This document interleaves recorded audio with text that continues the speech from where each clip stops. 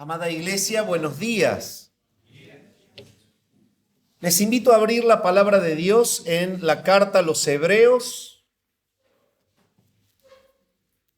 Carta a los Hebreos. Vamos a continuar con el estudio de la carta como lo venimos haciendo y nos vamos a ubicar en el capítulo 10. Carta a los Hebreos, capítulo 10.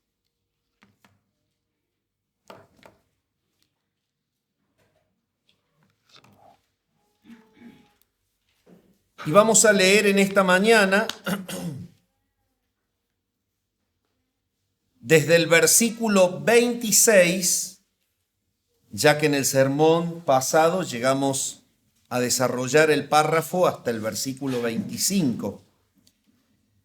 Vamos a leer desde el versículo 26 al versículo 39.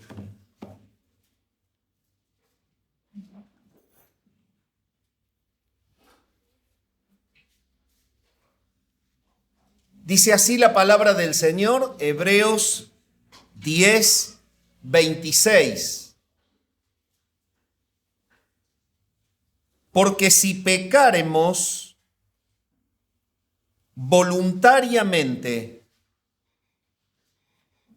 después de haber recibido el conocimiento de la verdad, ya no queda más sacrificio por los pecados, sino una horrenda expectación de juicio y de hervor de fuego que ha de devorar a los adversarios. El que viola la ley de Moisés por el testimonio de 2 o de 3 testigos, muere irremisiblemente. ¿Cuánto mayor castigo pensáis que merecerá el que pisoteare al Hijo de Dios y tuviere por inmunda la sangre del pacto, en la cual fue santificado, e hiciere afrenta al Espíritu de gracia? Versículo 30 del capítulo 10. Pues conocemos al que dijo: mía es la venganza, yo daré el pago, dice el Señor. Y otra vez, el Señor juzgará a su pueblo. Horrenda cosa es caer en manos del Dios vivo. Pero traed a la memoria los días pasados, en los cuales, después de haber sido iluminados, sostuvisteis gran combate de padecimientos. Por una parte, ciertamente con vituperios y tribulaciones fuisteis hechos espectáculo, y por otra llegasteis a ser compañeros de los que estaban en una situación semejante. Porque de los presos también os compadecisteis, y el despojo de vuestros bienes sufristeis con gozo, sabiendo que tenéis en vosotros una mejor y perdurable herencia en los cielos. No perdáis, pues, vuestra confianza, que tiene grande galardón. Porque os es necesaria la paciencia, para que, habiendo hecho la voluntad de Dios, obtengáis la promesa. Porque aún un poquito y el que ha de venir vendrá, y no tardará. Mas el justo vivirá por fe, y si retrocediere, no agradará a mi alma. Pero nosotros no somos de los que retroceden para perdición, sino de los que tienen fe para preservación del alma. Hasta aquí nomás leemos en la palabra del Señor. Y en esta mañana vamos a desarrollar la explicación justamente de ese párrafo. El tema que arroja el párrafo es titulado así: las consecuencias de rechazar a Cristo. Este párrafo se refiere a las consecuencias que esa parte de la iglesia hebrea, compuesta por personas que estaban convencidas de que el cristianismo era la mejor opción, todavía no habían dado el paso de creer en él. Eran personas convencidas, pero que no estaban regeneradas porque no habían creído verdaderamente en Jesucristo. Estaban en el borde, en la cornisa, casi creyendo. Y cuando una persona casi cree en Jesús, es totalmente condenada. Cuando está parada en la cornisa entre la fe y la incredulidad, está plenamente en el infierno. Está totalmente excluida de la gloria final, porque solo a la gloria final se llega por la fe verdadera en Jesús. Y la situación de ellos era esta. La manera entonces de poder separar el párrafo es la siguiente. El sermón se titula Las consecuencias de rechazar a Cristo y tiene dos bloques, dos puntos. El primer punto se titula La apostasía y sus consecuencias y es el desarrollo desde el versículo 26 al versículo 31. ¿Por qué hablamos de que este párrafo, esta parte del párrafo se titula La apostasía y sus consecuencias? Porque el versículo 26 dice lo siguiente, dice así: porque si pecáremos voluntariamente, después de haber recibido el conocimiento de la verdad, ya no queda más sacrificio por los pecados. Y el versículo 31 de este primer punto dice: horrenda cosa es caer en manos del Dios vivo. Habla de la naturaleza de la apostasía y habla de la consecuencia de la apostasía. Pero cuando pasa al versículo 32, el párrafo toma otro carácter y desde allí se extrae otro punto. Y es la manera de poder evitar ser un apóstata. Y noten ustedes lo que dice el versículo 32. Pero traed a la memoria los días pasados, en los cuales después de haber sido iluminados, sostuvisteis gran combate de padecimientos. Y el versículo 39 dice: pero nosotros no somos de los que retroceden para perdición, sino de los que tienen fe para preservación del alma. Este párrafo contiene consejos que el Espíritu Santo da a través del escritor para que esos hebreos que estaban en la cornisa entre la fe y la incredulidad realmente abracen a Cristo para ser salvos y no que se vuelvan de la fe para caminar de nuevo por la impiedad en el mundo. Este segundo párrafo entonces se titula la manera de evitar caer en ella. Entonces, ¿cómo podemos determinar textualmente qué está diciendo la palabra? Bueno, solamente haga este ejercicio. Vaya a la primera parte del versículo 26. Porque si pecáremos voluntariamente después de haber recibido el conocimiento de la verdad. Aquí está hablando de una actitud natural que las personas estas a las cuales Dios les está hablando tienen. La actitud natural es voluntariamente pecar, deliberadamente pecar, a pesar de haber sido iluminados con la palabra de la verdad. Pero ahora lea la última frase, el final del párrafo, para que usted vea que esto es como un paréntesis que entrega el tema del párrafo. Primero habla de la actitud de estos que voluntariamente le dan las espaldas a Dios.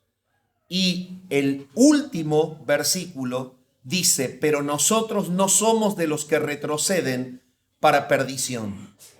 Entonces, este párrafo está hablando de las consecuencias que tienen los que apostatan de la fe.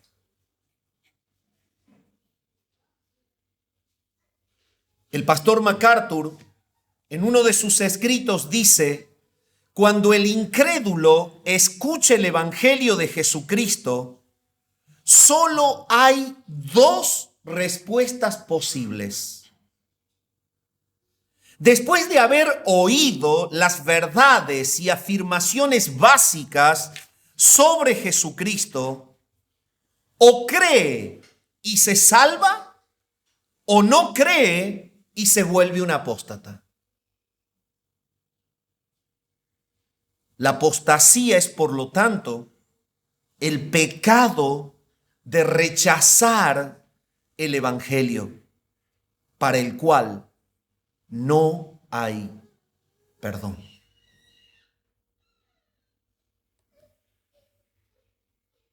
La naturaleza de la apostasía es nuestro primer punto y te invito a que vuelvas al versículo 26. Porque si pecáremos voluntariamente después de haber recibido el conocimiento de la verdad, ya no queda más sacrificio por el pecado. Este versículo habla de la naturaleza de la apostasía. ¿Cómo podríamos entender lo que significa apostatar? Y este versículo lo detalla claramente y tiene dos expresiones básicas para descubrir qué significa ser un apóstata. En primer lugar, aparece refulgente la palabra voluntad. Es lo que voluntariamente se hace. Pero la palabra está indicando que el apóstata es el que voluntariamente, decidiéndolo con un pleno concepto voluntario de querer hacer eso, peca contra Dios. Entonces, la naturaleza de la apostasía está siendo revelada en el versículo 26. Es un acto voluntario de rebeldía a pesar de saber que estoy obrando en contra de Dios.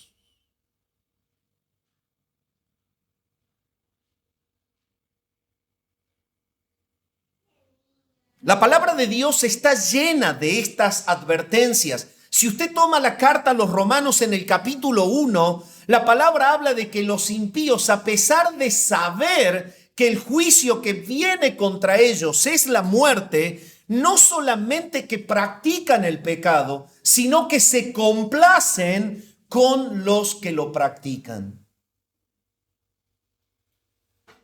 El rebelde, el pecador, el que desea rechazar a Jesús, sabe que está obrando mal, pero no sale de la maldad.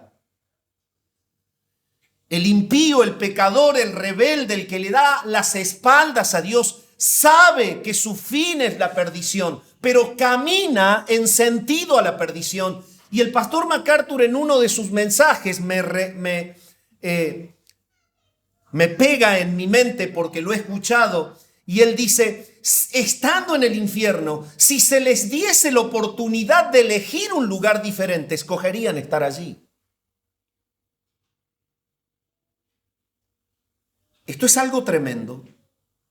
La naturaleza de la apostasía entonces es un acto voluntario de pecaminosidad, pero que se desprende y se hace más grave por, como lo dice el texto, haber recibido el conocimiento de la verdad. La palabra en el original griego, de la cual se toma el término conocimiento de la verdad, es epignosis. Hay dos términos. Uno que es el conocimiento superficial, que es gnosis. De ahí que vienen los gnósticos, si tú has oído esa filosofía, esa creencia. Bueno, los gnósticos se basan o salen de esa expresión griega, gnosis, que es conocimiento. Y bueno, es una rama, una secta, que en realidad alude a tener la verdad porque se basan en el conocimiento profundo de las cosas. Pero en el griego hay otra expresión que no es gnosis, sino que se le suma un prefijo, epi. Y epi es un prefijo en el griego que significa superior a, está por sobre. Y el término aquí en el texto es epignosis. Cuando la palabra dice, si pecáremos voluntariamente después de haber recibido el conocimiento de la verdad, esa palabra conocimiento en el original es epignosis. Ahora, ¿qué quiere decir epignosis? Es un conocimiento más alto que el conocimiento superficial.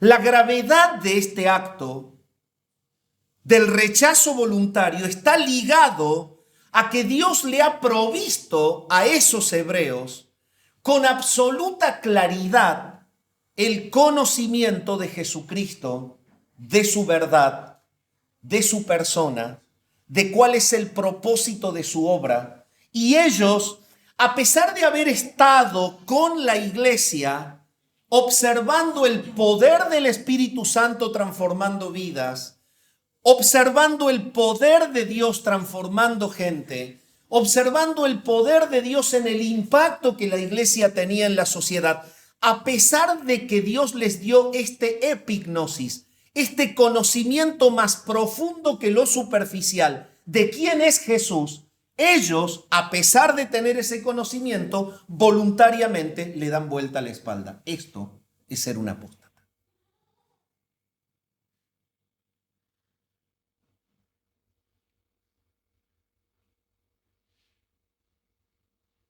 La palabra voluntario, ekousios en el original, tiene el ímpetu en el griego de significar una renuncia permanente y habitual al ofrecimiento. Entonces, si usted vincula el concepto de los dos términos que resaltan de ese versículo, se va a dar cuenta que el apóstata es el que, habiendo sido profundamente iluminado por Dios en la verdad de Cristo, se resiste de manera habitual y permanente a creer en Él. Eso dice el original en este texto.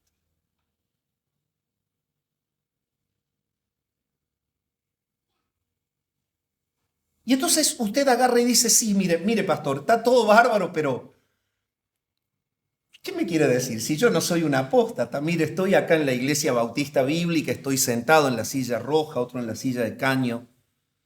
Tengo mi Biblia en la mano, me levanté, hacía frío, me vine, hice todo el sacrificio. Yo no soy un apóstata. Yo no digo eso. Simplemente digo que nuestro vínculo con las Escrituras no es el que deberíamos tener.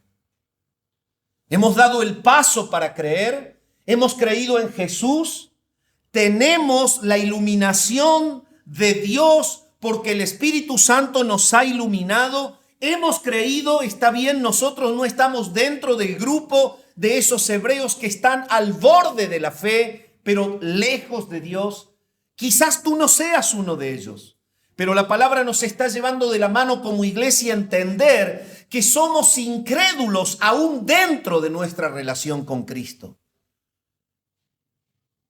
Tomamos la palabra, leemos la palabra, y a pesar de que Dios nos dice que no nos conduzcamos de maneras que no son convenientes, nuestra reacción es una reacción incrédula.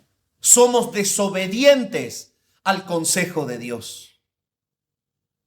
No podemos ser catalogados como apóstatas, pero la palabra nos está llevando por esta enseñanza a que entendamos que hay maneras de no creer en la Escritura. Y la manera de no creer en la Escritura es cuando tu voluntad está por sobre el texto bíblico. Yo sé que la Biblia dice que hay que amar, pero yo no quiero a tal persona. Yo sé que la Biblia dice que no hay que mentir, pero una mentirita piadosa la digo. Yo sé que las malas palabras ensucian mi boca, pero yo digo cosas torpes. Yo sé que tener envidia es un pecado, pero mira, me da bronca que se compró el auto nuevo el vecino. Yo sé que celar está mal porque la Escritura lo dice, pero yo tengo celos de otra persona.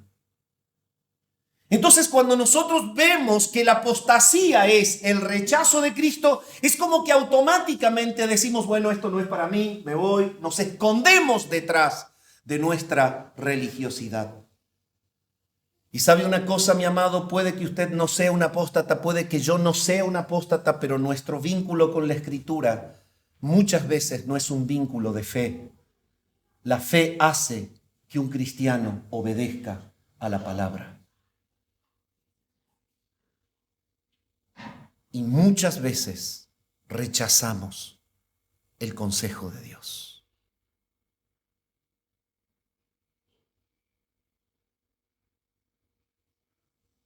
Habiendo explicado exegéticamente el versículo 26, entramos a la consecuencia de la apostasía, tal como lo dice la palabra. Dice, ¿sabe lo que le pasa al que teniendo una iluminación superior, la manifestación clara de quién es Cristo y de lo que significa creer en Él, y voluntariamente decide darle vuelta a la espalda a la fe en Jesús?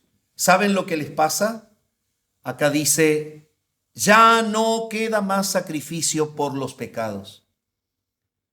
Hay algunos que, interpretándolo de una manera desconectada con el contexto, dicen, bueno, esta es la evidencia de que la salvación se pierde. Para nada. El texto no le está hablando a personas salvas que van a perder la salvación. El texto le está hablando a personas que están en la cornisa, están plenamente en el infierno con la punta de los dedos del pie, en la línea que separa el infierno del cielo. Nunca entraron. No creyeron. Entonces nadie puede perder lo que nunca tuvo. Si no tenés la salvación, no podés perderla. Y es más, la Biblia enseña que cuando verdaderamente Dios te salva, la garantía de la salvación es su fidelidad, no la tuya. La salvación es toda de Dios y toda de gracia. Por lo tanto, no vas a encontrar nunca en la Escritura un argumento para decir puedes perder la salvación. Dios ha querido salvar a pecadores y cuando Él salva a un pecador, nunca más por toda la eternidad ese ser humano se puede alejar de Él. El problema es que ellos nunca entraron. El problema es que ellos, a pesar de ser iluminados, resistieron y voluntariamente rechazaron. Entonces ya no queda más sacrificio por el pecado. ¿Qué quiere decir que no queda más sacrificio por los pecados?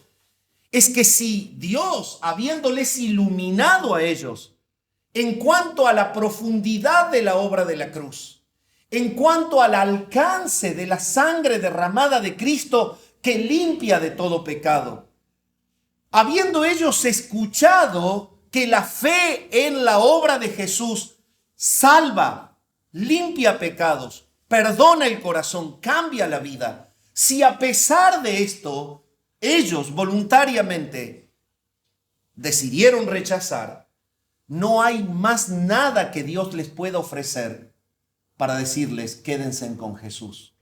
Esto significa el texto allí.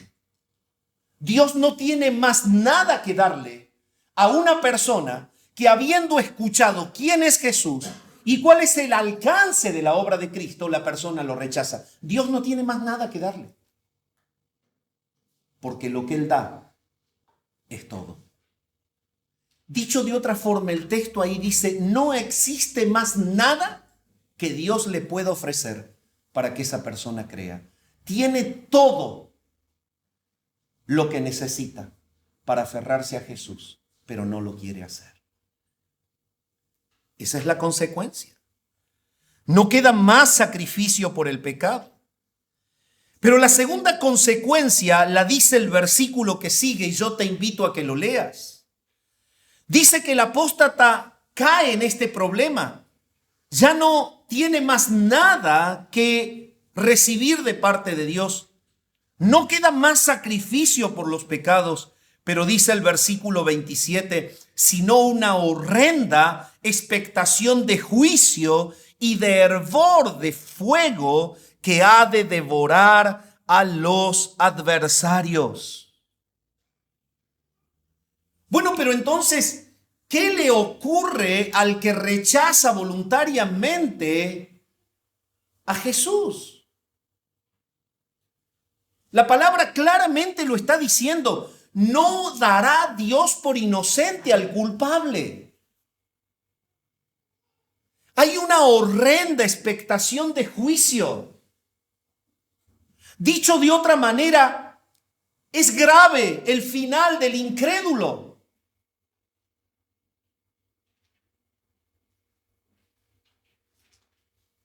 Es doloroso y aterrador escuchar la verdad y dar vuelta a la página como diciendo que ese escrito no es para mí. La palabra de Dios está llena de advertencias y vamos a recorrer algunas. Acompáñame a San Mateo capítulo 8, el versículo 29, para que veamos cómo es advertido el mundo espiritual rebelde sobre el juicio venidero. San Mateo capítulo 8 y el versículo 29, voy a leer desde el 28 para conectar la idea. Dice así: cuando llegó, hablando de Jesús, a la otra orilla, a la tierra de los Gadarenos, vinieron a su encuentro dos endemoniados que salían de los sepulcros, feroces en gran manera, tanto que nadie podía pasar por el camino o por aquel camino. Y clamaron diciendo: ¿qué tienes con nosotros, Jesús, Hijo de Dios? ¿Has venido acá para atormentarnos antes de tiempo?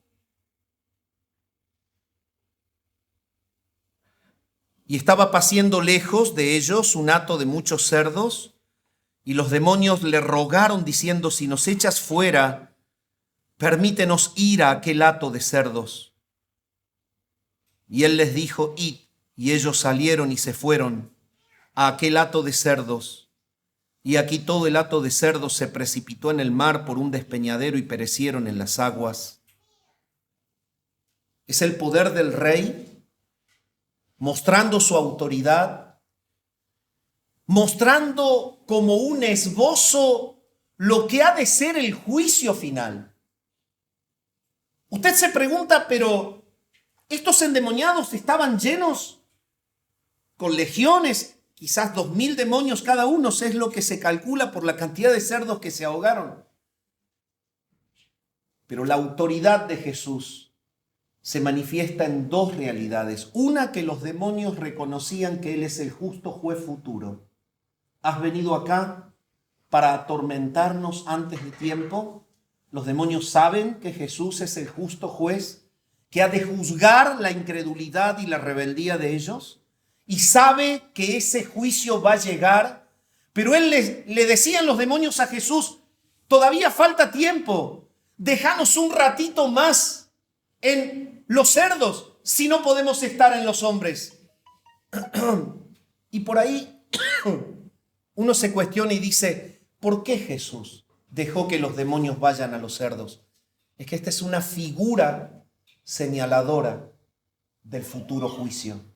Lo que Cristo hizo es, vean, así como se mueren los cerdos, porque ustedes van y ellos se ahogan, así será la muerte eterna cuando el juicio para ustedes llegue.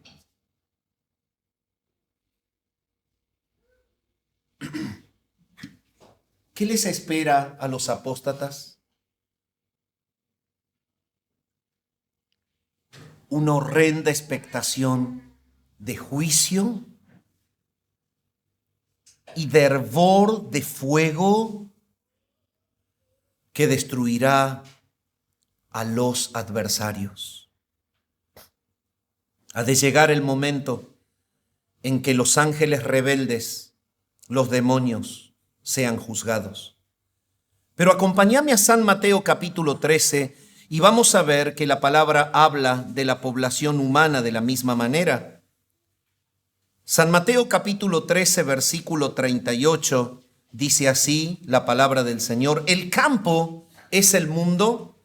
Jesús está explicando la parábola del trigo y de la cizaña. El campo es el mundo. La buena semilla son los hijos del reino y las cizañas son los hijos del malo. El trigo son los hijos del reino, las cizañas son los hijos del malo. Ambos son personas, hombres y mujeres, que están compartiendo este campo que es el mundo. El enemigo que la sembró, leo versículo 39, es el diablo. Esos son los hijos del malo, los hijos del diablo. Y la siega es el fin del siglo. Entonces habla de un juicio al cual se le determina aquí como una siega. Es el fin del siglo. Se acerca el día en el que Jesús volverá a juzgar a los que están en su reino. Y como en este campo que es el mundo, están los hijos del malo, los que voluntariamente deciden rehusar creer, los que no aman a Jesús, los que no adoran a Dios, los que conociendo la Biblia obran en contra de ella, estos serán paja para el fuego. La palabra dice, la siega es el fin del siglo y los segadores son los ángeles. De manera que como se arranca la cizaña y se quema en el fuego, así será el fin de este siglo. ¿Cuál es tu vínculo con Jesús hoy? ¿Solo estás señalando al apóstata del cual habla Hebreos? Dime, ¿tú no te has comprometido con Cristo y vives como un impío hoy? ¿Es verdad que no te pasa? La palabra del Señor nos lleva a una consideración profunda para asegurarnos de que verdaderamente Cristo reina en nuestro corazón. Cuando estamos frente a la advertencia del juicio, huimos de él porque nos aterra. Pero el Señor nos invita a pararnos y a reflexionar si verdaderamente Cristo es nuestro Rey. La respuesta de si Cristo es nuestro Rey, tú la puedes encontrar en cuál es tu vínculo con la palabra de Dios. ¿Vives practicando el pecado? ¿Tú crees que por estar bajo el techo de una iglesia evangélica, si practicas el pecado, el juicio no será para ti? Te equivocas.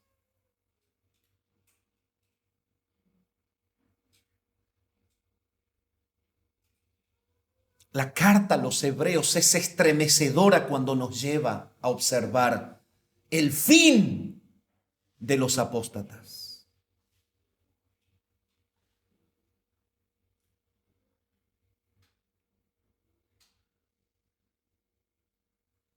La siega es el fin del siglo y los segadores son los ángeles.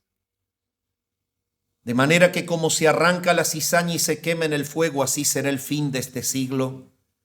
Enviará el Hijo del Hombre a sus ángeles, ahí está el juicio real. Va a ser hecho de esta manera. Los ángeles van a ser siervos de Jesús en ese juicio. Ellos serán los que juntarán a los impíos para ser llevados frente al gran trono blanco donde serán juzgados. Y Él juntará también con sus ángeles a los salvos para ser llevados al tribunal de Cristo un mismo día de juicio. Los impíos serán echados en el horno de fuego, dice allí, y allí será el lloro y el crujir de dientes, y los justos resplandecerán como el sol en el reino de su Padre. El que tiene oídos para oír, oiga. Volvemos a Hebreos.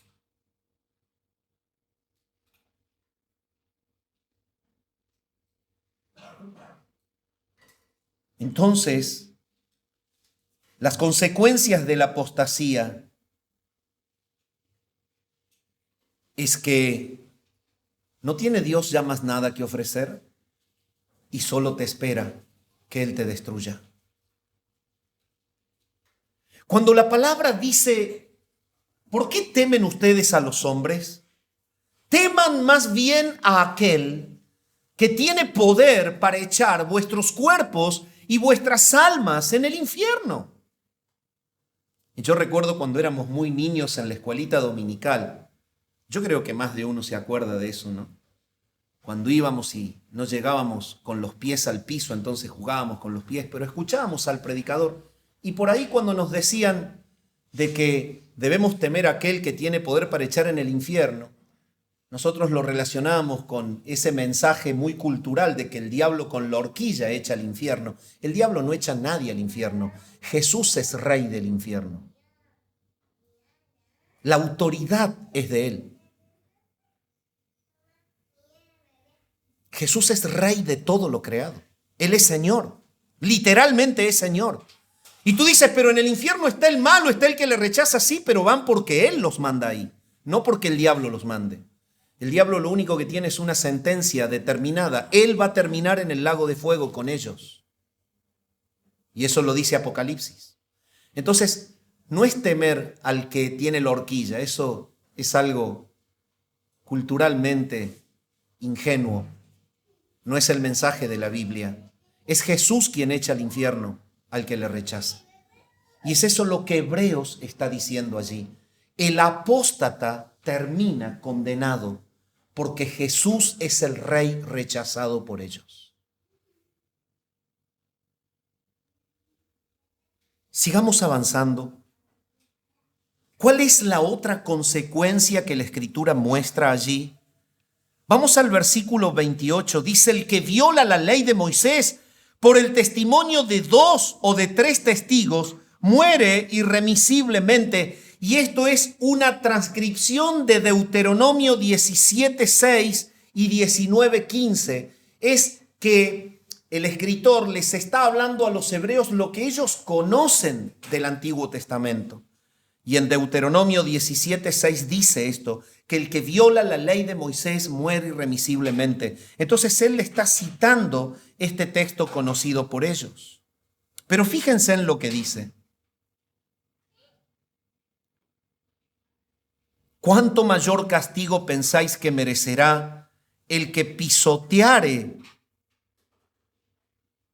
al Hijo de Dios y tuviere por inmunda la sangre del pacto, en el cual fue santificado, e hiciere afrenta al Espíritu de gracia?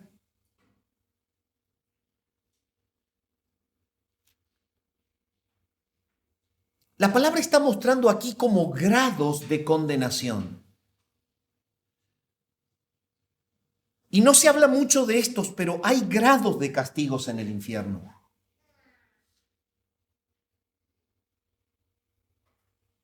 Por ahí la enseñanza popular es, no creíste, vas al infierno. Y es como que la persona mete a todos en una misma bolsa. Bueno, te quiero invitar a que razones algo. si hay grados de premios o de coronas para los salvos, también hay grados de castigos para los impíos. Eso lo enseña la palabra.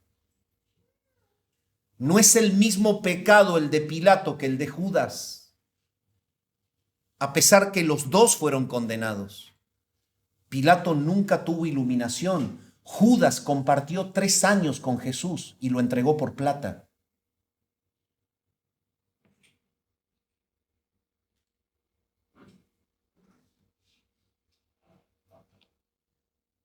¿Cuántos años de evangélico tenés? ¿Cuál es tu vínculo con Cristo? ¿Cuánto sabes de la Biblia? ¿Y cuánto la vivís? Eso nos enseña Hebreos.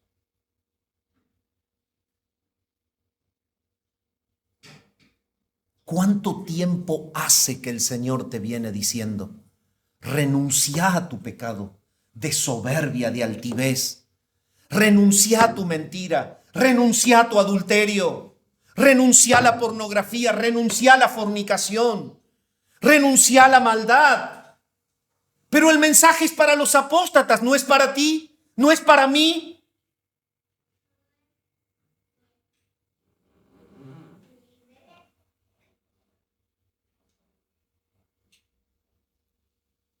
¿Cuánto mayor castigo pensáis que merecerá el que pisoteare al Hijo de Dios?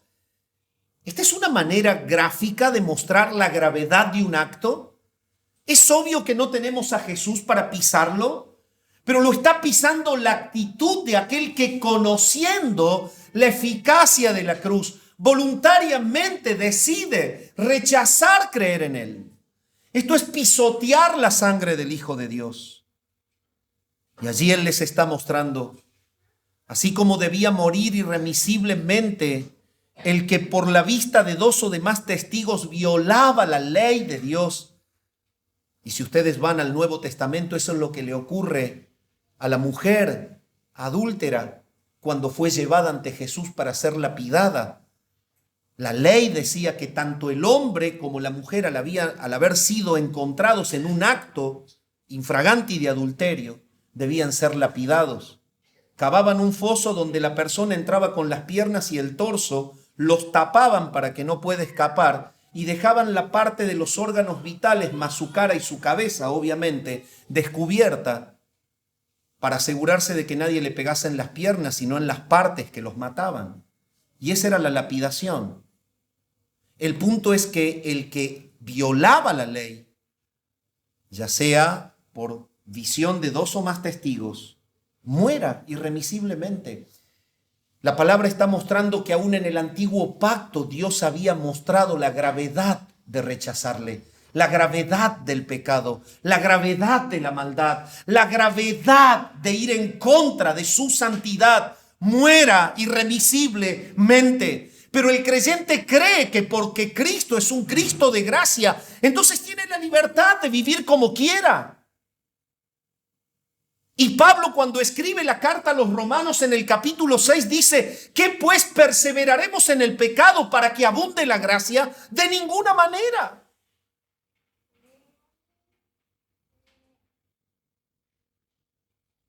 ¿Cómo estás viviendo tu vida cristiana? La palabra nos lleva de la mano a temer la santidad de Dios y a vivir en santidad.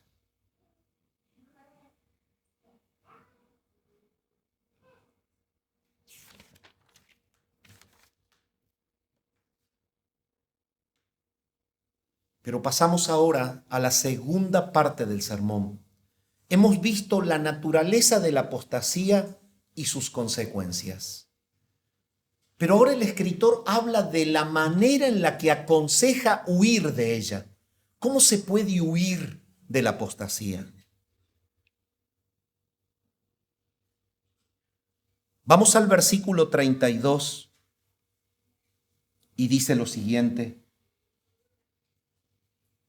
pero traed a la memoria los días pasados, en los cuales después de haber sido iluminados, sostuvisteis gran combate de padecimientos, Por una parte, ciertamente con vituperios y tribulaciones, fuisteis hechos espectáculo. Y por otra, llegasteis a ser compañeros de los que estaban en una situación semejante, porque de los presos también os compadecisteis, y el despojo de vuestros bienes sufristeis con gozo, sabiendo que tenéis en vosotros una mejor y perdurable herencia en los cielos. Y tú cuando lees esto dices, pero, a ver, para un poco, porque ¿en qué momento le dice cómo evitar la apostasía? Y la manera en la que el Espíritu advierte a los hebreos que están claudicando y que son apóstatas a dejar de hacerlo es: traigan a la memoria lo que han vivido con la iglesia de Dios. Traigan a la memoria lo que han vivido dentro de la iglesia de Dios. Cuando la palabra dice traed a la memoria, hay un término griego allí que es traed a la memoria. Esta memoria traída viene de un término que literalmente significa la reconstrucción en la mente de lo vivido en el pasado. No es el pensamiento de paso, sino es el ejercicio de ligar suceso a suceso de lo que ha sido mi trayecto de vida en el pasado hasta que yo llego hasta acá. O dicho de otra manera, es un ejercicio profundo en donde analizo qué es lo que Dios me mostró con la iglesia, siendo parte de ella desde aquel tiempo pasado hasta que llegué hasta acá que me quiero ir. Eso dice el original. Y por eso es que esta es la parte en donde el Señor ayuda a los hebreos a que definitivamente vayan a Él y crean y se aferren y vivan una vida de santidad y sigan a Jesús de una manera piadosa. En cambio de buscar separarse definitivamente del ambiente cristiano, Él les dice: esperen, hagan un alto, reconstruyan en su mente y liguen suceso a suceso de lo que Dios les mostró al estar con la iglesia. Y entonces ahora los vamos a detallar a los sucesos. ¿Qué era lo que la mente les iba a entregar a ellos antes de irse? Es como que el Señor los está llamando al arrepentimiento, haciéndolos pensar en cuánta virtud y gracia tuvieron ellos al ser parte de la iglesia. Bueno, ¿qué cosas van a recordar ellos? Van a recordar lo siguiente: traigan a la memoria los días pasados en los cuales, después de haber sido iluminados, fue cuando llegaron, fue cuando alguien los invitó, fue cuando pisaron el umbral de la iglesia cristiana y escucharon el evangelio de la gracia de Dios y fueron iluminados. Allí el Espíritu Santo entregó luz. Allí se enteraron de que Jesús es el Señor y el Salvador de todo aquel que cree en Él. Fueron iluminados. Fueron iluminados con el foco celestial para que vean la maldad de su pecado, la ruina de su corazón, el caos de sus pensamientos y de su mente. Fueron iluminados y fueron invitados a creer, pero ellos se resistieron. Hagan memoria que fueron iluminados. Hagan memoria que ustedes sostuvieron gran combate de padecimientos. En otra palabra, Dios les está diciendo: entiendan que yo los hice parte del cuerpo de Cristo. No estuvieron bautizados dentro, pero ellos fueron parte. ¿Por qué fueron partes? Porque Filipenses 1:29 dice que nos ha sido concedido no solo creer en Él, sino padecer por Él. Por lo tanto, una marca de los que están dentro del grupo de los salvos es padecer. Y lo que les está diciendo a ellos: hagan memoria, no sean apóstatas, no se vayan. Recuerden cuando fueron iluminados y recuerden cuando la gente los aborrecía como si hubiesen sido cristianos.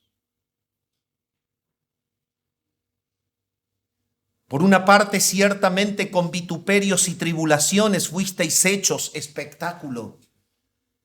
Es que la sociedad romana y la cultura greco-romana era absolutamente excluyente en cuanto a los cristianos. Eran burlados, maltratados, vejados, perseguidos, dañados. El Espíritu Santo les está diciendo: traigan a la memoria, aten en sus pensamientos la realidad de lo que fue el ser tomados como cristianos. Con vituperios y tribulaciones fuisteis hechos espectáculo, y por otra, llegasteis a ser compañeros de los que estaban en una situación semejante. Vivieron dos cosas: la firmeza en la prueba, como si fueran verdaderos, y la sensibilidad para compadecerse de otros que sufrían como ellos. Dos evidencias que no eran reales, porque eran apóstatas. ¿Me expreso? Pero el Señor les dice: ejerciten la memoria. ¿Por qué actuaron así ustedes? ¿Sufrieron como si hubiesen sido? ¿Se compadecieron de los que sufrían como si hubiesen sido?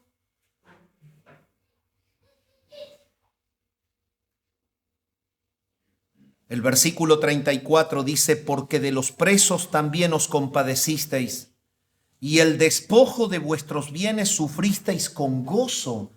Tuvieron gozo de perder los bienes materiales y fueron a visitar a los presos en la cárcel y perdieron su comodidad y dispusieron de su tiempo y estaban con los salvos, pero no eran,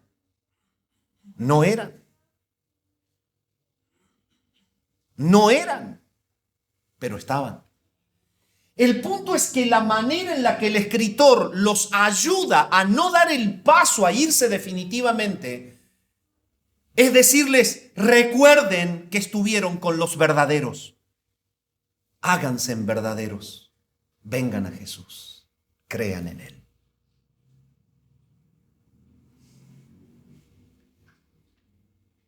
Y la carta a los hebreos nos lleva de la mano a meditar esto. ¿Salís a visitar? Sí, yo salgo. ¿Pones el auto? Sí. Lo pongo. ¿Pones nafta? Sí. ¿Pones tiempo? Sí. ¿Sos de Cristo?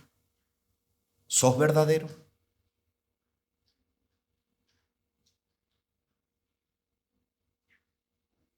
Traed a la memoria.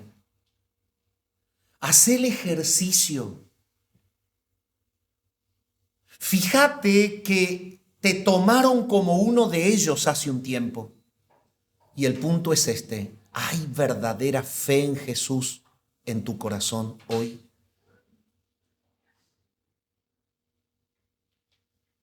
¿Para qué estás en este lugar? ¿Estás para expandir su reino?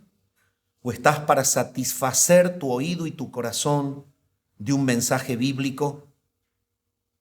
¿Estás quizás para sentir y degustar la atracción de un amor verdadero entre los que tienen a Jesús? Es necesario que entiendas quién es Él. La palabra es clara cuando dice: traed a la memoria los días pasados, en los cuales, después de haber sido iluminados, sostuvisteis gran combate de padecimientos.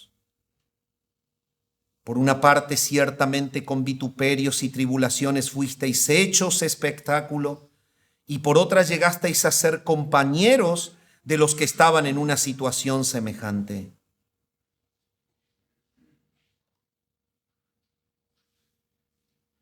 Sin embargo, no es solamente esto, traer a la memoria, tener el recuerdo, la construcción de lo que vivieron antes, sino realmente entender si lo soy. La idea del escritor es que estos judíos tan cercanos a la salvación deberían rememorar lo que habían aprendido y experimentado por causa del Evangelio de Jesucristo. Verdad por verdad, acontecimiento por acontecimiento, hacer un repaso de la bendición de esa iluminación. Esto debería ser un freno para la apostasía y debería ser un impulso real para creer. En segundo lugar, los versículos 35 y 36 nos entregan el segundo freno para la apostasía. Y dice la palabra de Dios así: no perdáis pues vuestra confianza, que tiene grande galardón, porque os es necesaria la paciencia, para que habiendo hecho la voluntad de Dios, obtengáis la promesa.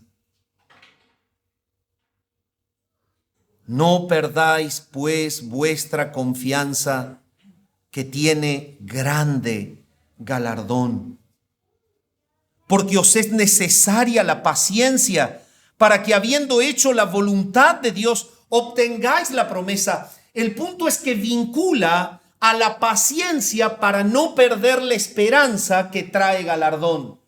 Eran impacientes porque apostataban por causa de que se hartaron de sufrir. Estos son los que el Evangelio habla como aquella semilla que cae en un pedazo de tierra donde hay piedras y crece la semilla, pero cuando vienen las pruebas, ahoga la planta y muere. El punto es que ellos claudicaban porque dejaron de ser pacientes, porque al no tener una fe verdadera, estaban en medio del pueblo de Dios, pero al no tener la fe verdadera, que es la que trae esperanza, se hartaron de padecer y lo que hicieron fue irse.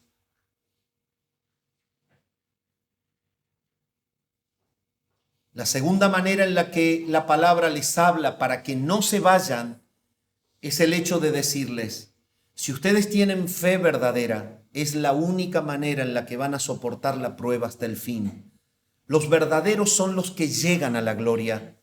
Los apóstatas son los que están en medio, como si fueran miembros, pero no lo son. Llega el momento en que la prueba los harta de tal forma que los limpia.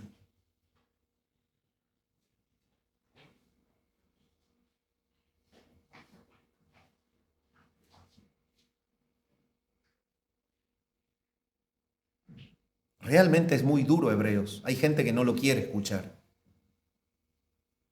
Pero es lo que la Biblia dice. Y nos debemos sujetar con temor a lo que el texto dice. Y esto que ocurre hoy, el hecho de que cause quizás incomodidad oírlo, es exactamente lo mismo que le pasó a Jesús cuando comenzó a hablar sobre las verdades del reino de los cielos. Y los más cercanos a él le dijeron: dura es esta palabra, Jesús, ¿quién la puede oír? Y se empezaron a ir uno al otro. ¡Chao! Como dicen hoy, me tomo el buque. Los más jóvenes, me tomo el palo. Y Pedro fue el que saltó y dijo: Señor, si yo me voy de acá, ¿qué encuentro fuera de ti?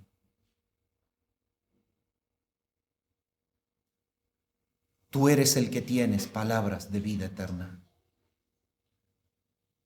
La actitud no es irse porque la Biblia sea dura. La actitud es quebrantar el corazón para que Jesús sea nuestro Rey hoy.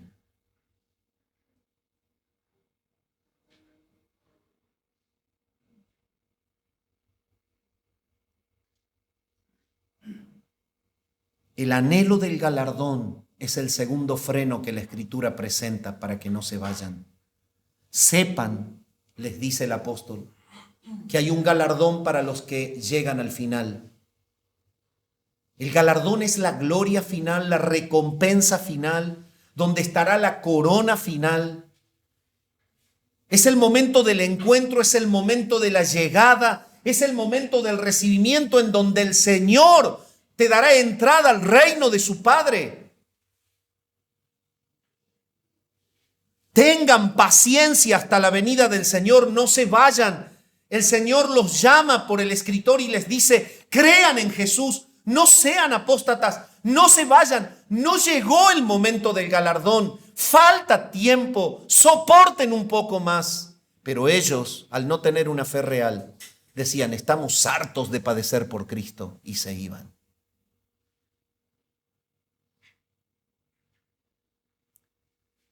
Y esa es la explicación bíblica y clara de que no hay personas que se enfrían y vuelven. Hay salvos o hay apóstatas. Los salvos perduran hasta el fin. Los que se van nunca lo fueron. La confesión de fe de los hermanos bautistas de 1689, que es una proyección de la de Westminster, un poco más antigua, claramente habla de la perseverancia de los santos.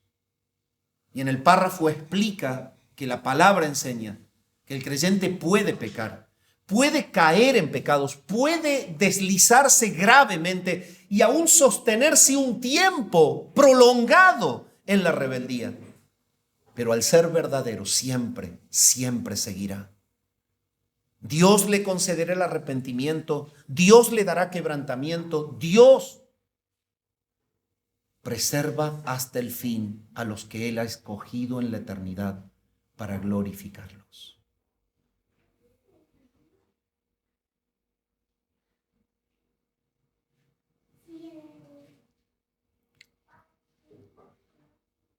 Y por último, el último freno es: sepan que Cristo no se tarda. Versículos 37 al 39 dice, porque aún un poquito y el que ha de venir vendrá, y no tardará, mas el justo vivirá por fe, y si retrocediere no agradará a mi alma. Pero nosotros no somos de los que retroceden para perdición, sino de los que tienen fe para preservación del alma. Les está diciendo entonces claramente, aún un poquito y el que ha de venir vendrá. Vean que el galardón llega. La venida de Cristo no se tarda eternamente. El tiempo se acorta y Cristo vuelve y Él va a entregar el premio a los verdaderos que llegan hasta el final. Por eso es que Él les dice nosotros. ¿A quién se refiere allí? No a los apóstatas. Se refiere a los hermanos con los cuales ellos habían trabajado, de los cuales ellos habían sido parte, los que tenían verdadera fe en el corazón, los que a pesar de la prueba todavía seguían porque esperaban a Jesús. No tenían la mirada puesta en el gozo terrenal, la tenían puesta en las glorias venideras. Y entonces Él dice, nosotros, hablando de los verdaderos, no somos de los que retroceden para perdición. Ahí está mostrando claramente, los verdaderos siguen hasta el fin. Los que claudican en el medio es porque se pierden, es porque no fueron, es porque no creyeron de verdad, es porque no tienen la esperanza que los ayuda a soportar la prueba hasta el día de la venida de Jesús.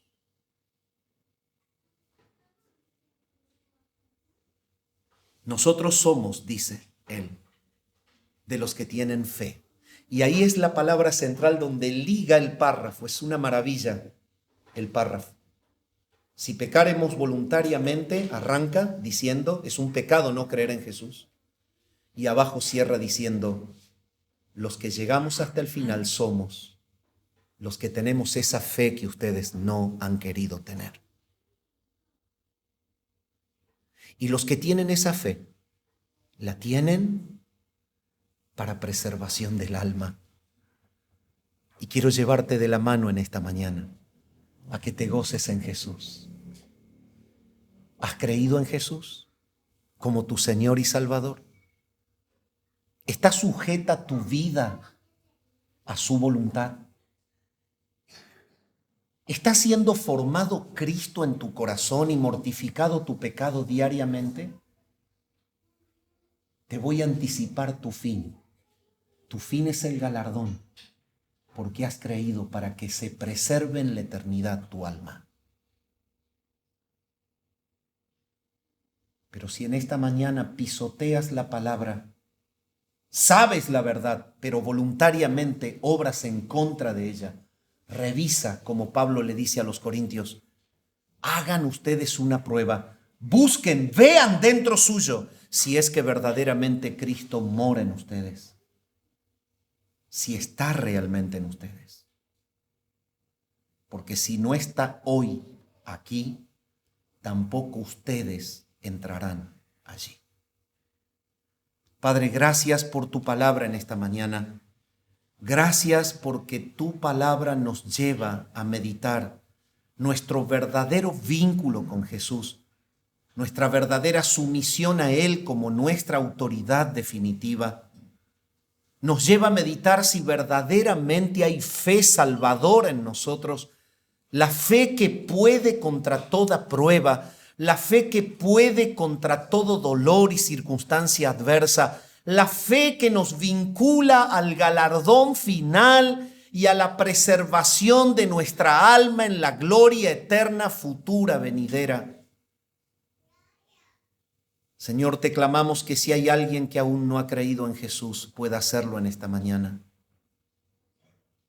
Que pueda entender que Él es el Salvador, el Señor de todo aquel que cree en Él. Y que tú fortalezcas a los verdaderos para que atraviesen la prueba con valor y fidelidad, sin probar el pecado, sin dejarse llevar por el engaño del pecado, para que glorifiquemos cada día tu nombre con nuestra vida piadosa y santa. Oramos al Padre, en el nombre de Jesús. Amén.